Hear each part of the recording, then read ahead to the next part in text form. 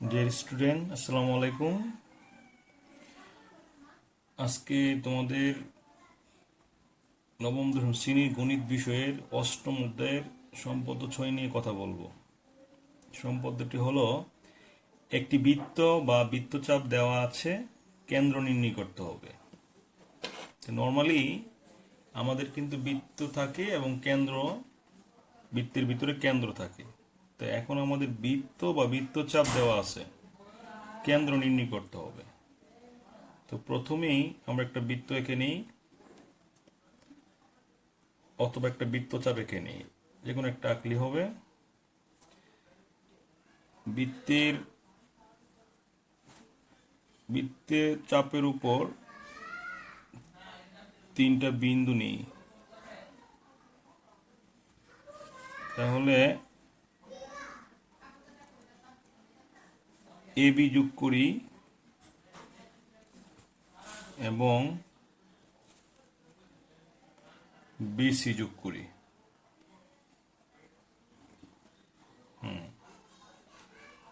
তো এখন A B একটি বৃত্তচাপ এ বি সি এর উপর এ বি এর লম্ব দ্বিখণ্ডক আমরা নির্ণয় করি। এ বি এর লম্ব দ্বিখণ্ডক। তো আমরা এ বি এর লম্ব দ্বিখণ্ডক ই এফ নির্ণয় করি। E F. এবার বিসি এর লম্ব দ্বিখণ্ডক বিসি এর লম্ব দ্বিখণ্ডক নির্ণয় করি। তো বিসি এর লম্ব দ্বিখণ্ডক আমরা জি এইচ নির্ণয় করলাম। G H. লম্ব দ্বিখণ্ডক দ্বয় পরস্পরকে ও বিন্দুতে ছেদ করেছে। ইহাই বৃত্ত বা বৃত্তচাপের কেন্দ্র।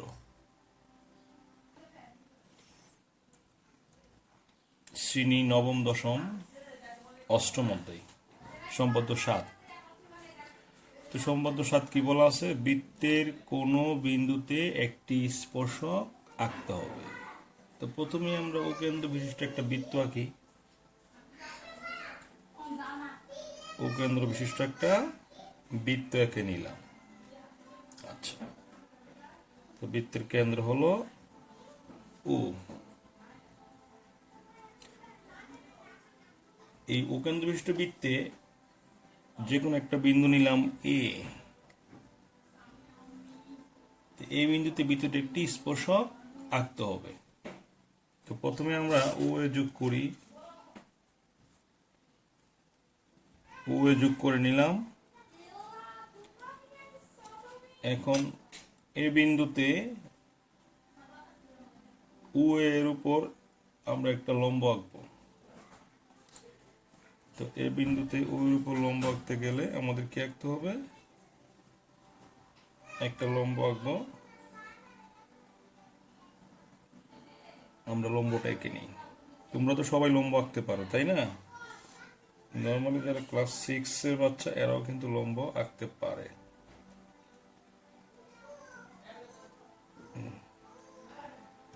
তো আমরা একটা লম্ব এঁকে নিলাম।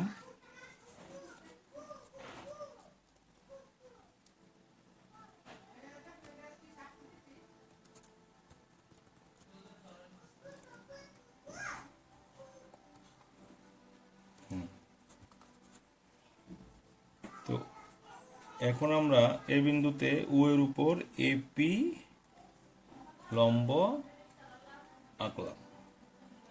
তাহলে এই এপি হলো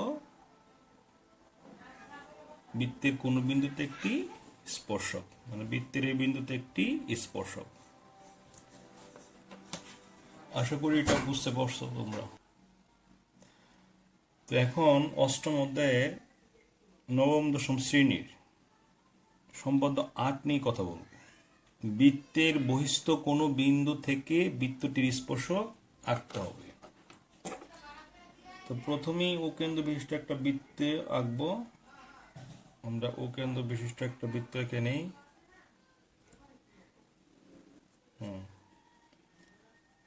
ও কেন্দ্র বিশিষ্ট একটা বৃত্ত এঁকে নিলাম। কেন্দ্র ও।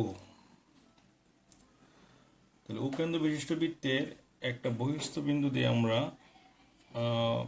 পি বিন্দু দিই। একটা বহিস্থ বিন্দু দিলাম পি। পি বিন্দু থেকে ওই বৃত্তে স্পর্শক আঁকতে হবে। তাহলে পিও যোগ করি।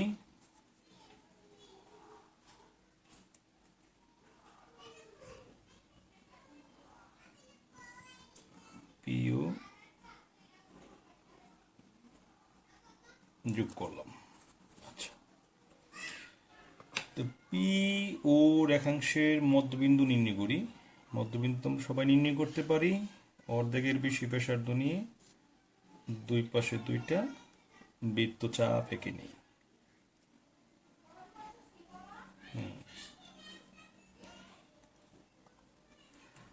তাই নর্মালি আমরা পি ওর মধ্যবিন্দু আমরা এম নির্ণয় করি।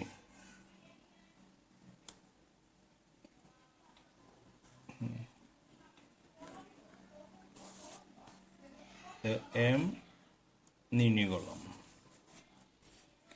এখন এম কে কেন্দ্র করে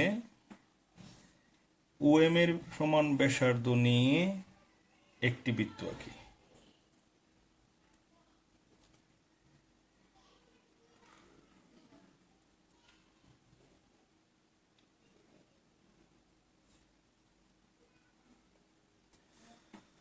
তাহলে এখন আমরা কি করলাম, এম কে কেন্দ্র করে ও এম এর সমান ব্যাসার্ধ নিয়ে একটি বৃত্ত আঁকি। এই নতুন যে বৃত্তটা আঁকা হলো আগের বৃত্তটাকে এ ও বি বিন্দুতে ছেদ করেছে, এ আর বি। এখন আমরা এপি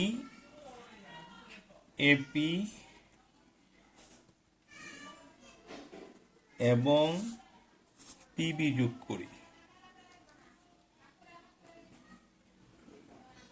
যোগ করলাম। তাহলে এপি এবং বিপি এই নির্ণীয় স্পর্শক। আশা করি তোমরা এই সম্পদ আঁকাটা বুঝতে পারছো। নবম দশম শ্রেণী অধ্যায় ৮ সম্পদ ৯। কোনো নির্দিষ্ট ত্রিভুজের পরিবৃত্ত আঁকতে হবে।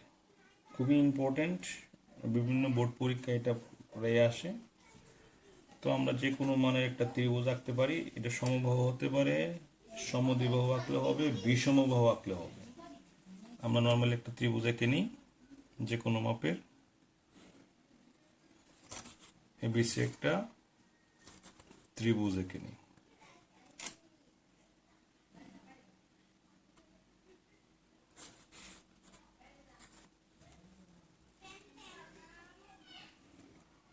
আমরা একটা ত্রিভুজ এঁকে নিলাম। এ বি সি একটা ত্রিভুজ আঁকলাম। এবিসি ত্রিভুজে পরিবৃত্ত আঁকতে হবে, অর্থাৎ এমন একটি বৃত্ত আঁকতে হবে যা ত্রিভুজের 3টি শীর্ষবিন্দু এ বি সি দিয়ে যায়। তো নর্মালি অঙ্কন কি হবে, এ বি রেখাংশের লম্ব দ্বিখণ্ডক আঁকতে হবে আগে।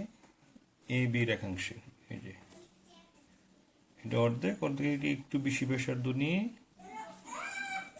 দুই পাশে দুইটা বৃত্তচাপ আঁকি। যেটা বৃত্তচাপ আঁকি, তাহলে এ বি রেখাংশের লম্ব দ্বিখণ্ডক আমরা অঙ্কন করতেছি।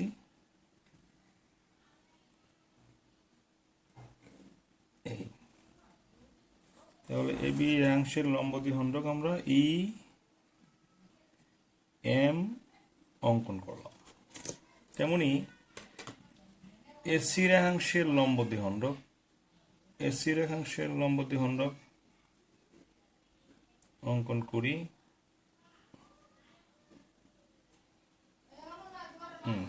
এসি রেখাংশের লম্ব দ্বিখণ্ডক আমরা নর্মালি আমরা আঁকলাম এফ এন,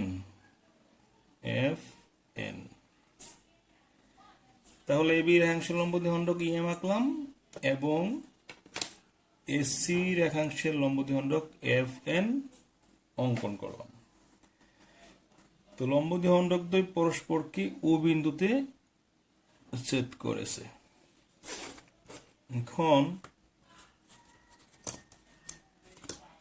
এখন এও যোগ করি।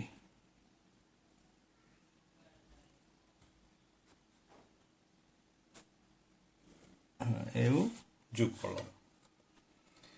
এখন ওকে কেন্দ্র করে ও এ অথবা ও বি অথবা ও সি এর সমান ব্যাসার্ধ নিয়ে একটি বৃত্ত অঙ্কন করি।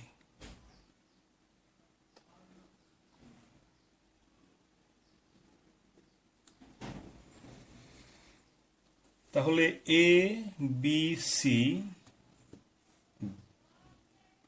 সি বিন্দুগামী হবে এবং এই বৃত্তটি ওই এ বি সি ত্রিভুজে পরিবৃত্ত হবে। আশা করি তোমরা পরিবৃত্ত আঁকাটা বুঝতে পারছো। এখন আমরা সম্পাদ্য 10 নিয়ে কথা বলবো। যেই সম্পাদ্য এসএসসি বোর্ড পরীক্ষায় অসংখ্যবার আসছে, অত্যন্ত ইম্পর্টেন্ট, এবং এই সম্পাদ্যটা পরীক্ষায় মিছিল করতে করতে আসে। তোমাদের বিলিভ না হলে তোমরা টেস্ট পেপারে দেখতে পারো, মানে 2015 সাল থেকে 2026 সাল পর্যন্ত এটা কতবার আসছে। তো চলো আমরা এটা অঙ্কন করি। তো এটা অঙ্কন করতে গেলে আমরা যে কোনো ত্রিভুজ দিয়ে অঙ্কন করতে পারবো। নর্মালি আমরা যে কোনো একটা ত্রিভুজ অঙ্কন করি। যে কোনো একটা ত্রিভুজ অঙ্কন করলাম আমরা।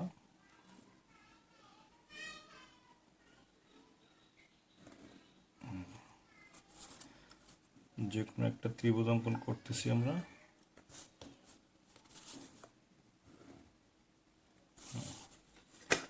তো আমরা যে কোনো একটা ত্রিভুজ অঙ্কন করলাম, এ বি সি। তো এবিসি একটি ত্রিভুজ, এর অন্তবৃত্ত আঁকতে হবে, মানে ত্রিভুজের ভিতরে একটা বৃত্ত আঁকতে হবে। অর্থাৎ এ বি সি এর ভিতরে এমন একটি বৃত্ত আঁকতে হবে যা বিসি, সিএ এবং এ বি বাহু তিনটির প্রত্যেকটিকে আলাদাভাবে স্পর্শ করে। তো প্রথমে আমরা এই যে এ বি সি কোণ অর্থাৎ বি কোণের সমদ্বিখণ্ডক অঙ্কন করতে হবে। পরে এ সি বি কোণ অর্থাৎ সি কোণের সমদ্বিখণ্ডক অঙ্কন করতে হবে। তো আমরা প্রথমেই এ বি সি কোণের সমদ্বিখণ্ডক অঙ্কন করি। খুব কেয়ারফুলি আঁকতে হবে, যদি একটু সমস্যা হয় তাহলে কিন্তু এটা মিলে না। তো নর্মালি আমরা এ বি এর সমদ্বিখণ্ডক যে কোনো একটা নাম দিতে পারি। আমরা বিএল অঙ্কন করতে পারি।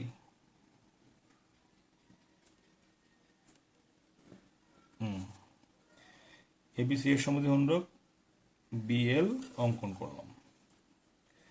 আবার এসিবি কোণের সমদ্বিখণ্ডক, এসিবি কোণের সমদ্বিখণ্ডক আমরা অঙ্কন করি। এসিবি কোণের সমদ্বিখণ্ডক আমরা সিএম অঙ্কন করব। তাহলে সিএম অঙ্কন করতে গেলে একটু সূক্ষ্মভাবে আঁকতে হবে জিনিসটা। সিএম অঙ্কন করি। এখন এবিসি কোণের সমদ্বিখণ্ডক বিএল এবং এসিবি কোণের সমদ্বিখণ্ডক সিএম পরস্পরকে ও বিন্দুতে ছেদ করেছে। এই যে ও বিন্দু, এটা। এখন ও হতে, এই যে ও বিন্দু হতে বিসির উপর ওডি লম্ব আঁকতে হবে। তো আমরা লম্বটাকে নিই, যে কোনো ব্যাসার্ধ রাখলেই হবে।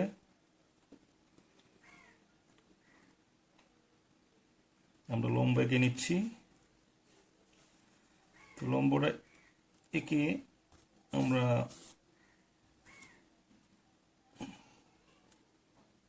খুব সূক্ষ্মভাবে আঁকতে হবে।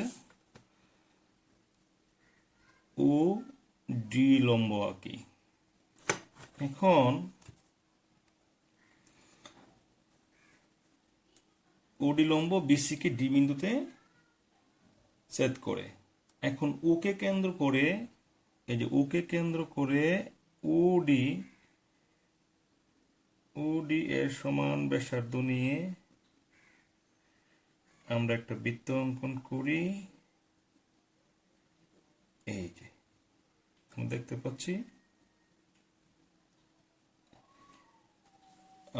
পাচ্ছি, যে ওকে কেন্দ্র করে ওডি সমান ব্যাসার্ধ নিয়ে একটা বৃত্ত আঁকা হলো, এবং ওই বৃত্তটি বিসি বাহুকে ডি বিন্দুতে ছেদ করেছে, এবং এসি বাহুকে ছেদ করেছে, এবং এবি বাহুকেও ছেদ করেছে। তাহলে এটাই নির্ণীয় অন্তবৃত্ত। আশা করি তোমরা এটা ভালো করে বুঝতে পারছো। তো এখন আমরা সম্পদ্য 11 অষ্টম অধ্যায়ের এটা অঙ্কন করব। এটা হলো কোন ত্রিভুজে, নির্দিষ্ট ত্রিভুজের বহির্বৃত্ত আঁকতে হবে। আমরা এর আগে পরিবৃত্ত অঙ্কন করছি, অন্তবৃত্ত অঙ্কন করছি, এখন বহির্বৃত্ত। প্রথমে আমরা একটা ত্রিভুজ এঁকে নিই, যে কোনো মাপের একটা ত্রিভুজ এঁকে নিই। এবিসি একটা ত্রিভুজ এঁকে নিই।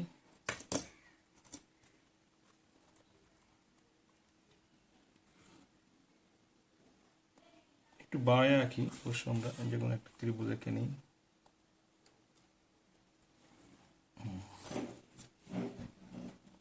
প্রথমেই এ বি সি একটা ত্রিভুজ আঁকি।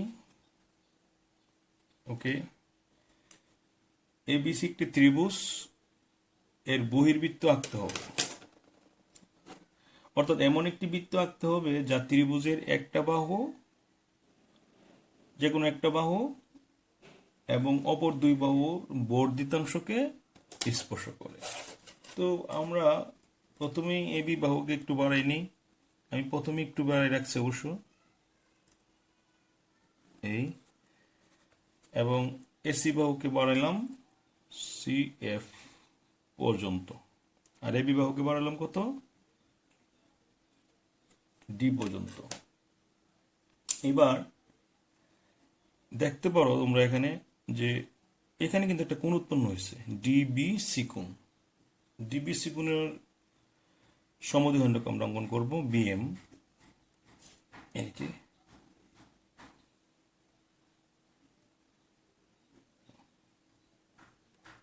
আমরা বিএম অঙ্কন করলাম।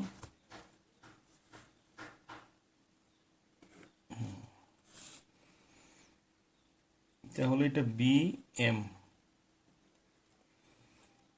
এবং এখানে একটা কোণ উৎপন্ন হয়েছে, দেখো এফ সি বি কোণ, এর সমদ্বিখণ্ডক অঙ্কন করব এফ সি,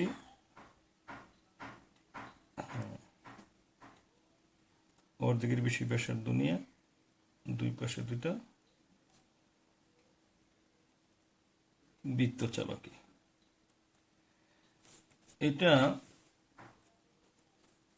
এই বৃত্তচাপটা দেখো সি, তোমরা দেখতে পাচ্ছ, এটা হলো সি এন, পরস্পরকে ই বিন্দুতে ছেদ করেছে। এখন ইকে কেন্দ্র করে তুমি এই বিসির উপর লম্ব আঁকলে হবে, বিডির উপর লম্ব আঁকলে হবে, সিএফ এর উপর লম্ব আঁকলে হবে, ইচ্ছা তোমার।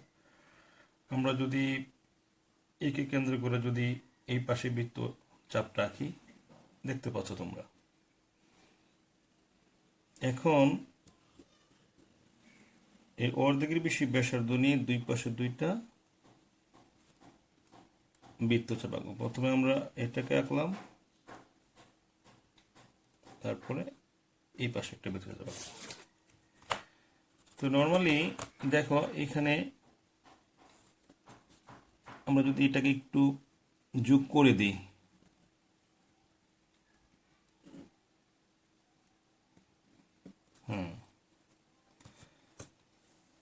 তাহলে ই হতে সিএফ এর উপর ই এইচ লম্ব আঁকি। মনে করি তা সিএফ কে এইচ বিন্দুতে ছেদ করেছে। এখন ই কে কেন্দ্র করে ই এইচ এর সমান ব্যাসার্ধ নিয়ে আমরা একটা বৃত্ত অঙ্কন করব।